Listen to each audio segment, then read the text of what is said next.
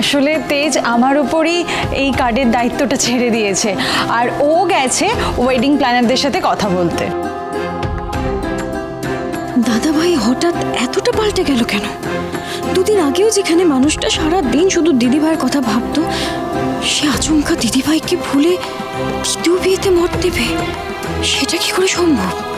মা কি মা, কিসের কার্ড গো এটা? এই তো দিদি তুমি চলে এসেছো।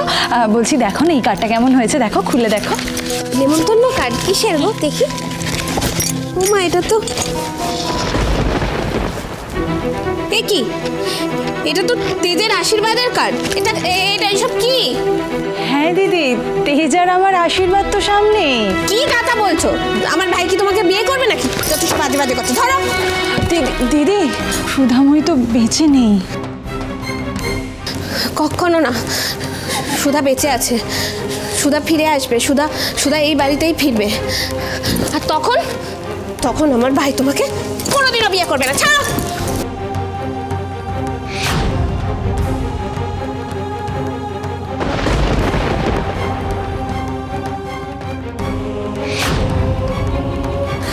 তুমি কি করলে?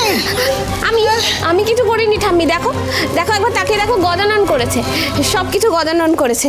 তোমরা কেন বুঝতে পারছো না? এটা তো গজাননই ইঙ্গিত দিয়েছে যাতে এই বিয়েটা না হয়। আর এই মেয়েটা, এই মেয়ে কি বলছো তখন থেকে? আমার ভাই তোমাকে বিয়ে করবে?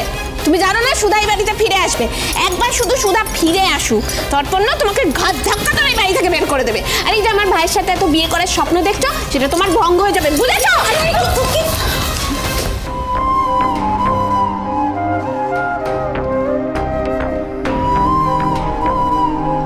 আচ্ছা মা, ওই আলাদা করে রাখা জিনিসগুলো আর ফুলগুলো সব জলে ভাসিয়ে দেবে। আমার কাজ শেষ হয়ে গেছে, আমি চলি তাহলে। আগে ঠাকুরমশাই, আপনার দক্ষিণা আর বাকি সমস্ত জিনিস বিচ্ছু পৌঁছে দিয়ে আসবে আপনার বাড়িতে। ঠিক আছে, আসছি। হ্যাঁ, ধন্যবাদ।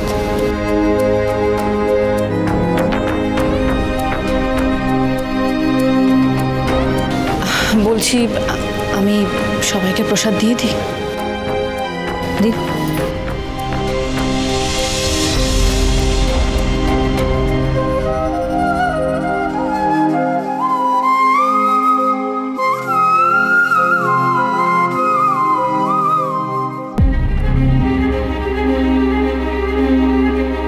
স্যার, আপনি এখানে?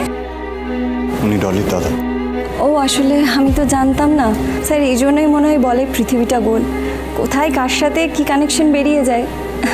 নাহলে আমার মামু আর আমার উডবি মামি যে বাড়িতে ভাড়া থাকে, সেখানে এসে এভাবে আপনার সাথে দেখা হয়ে যাবে ভাবতে পারিনি।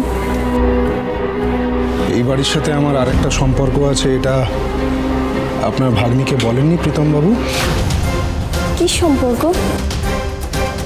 এই বাড়ির বড় মেয়ে, মানে সুধাময়ী, আমার স্ত্রী। শুভ বিবাহ সোম থেকে রবি প্রতিদিন রাত 10:30টায় স্টার জলসায় ও জিও হটস্টারে।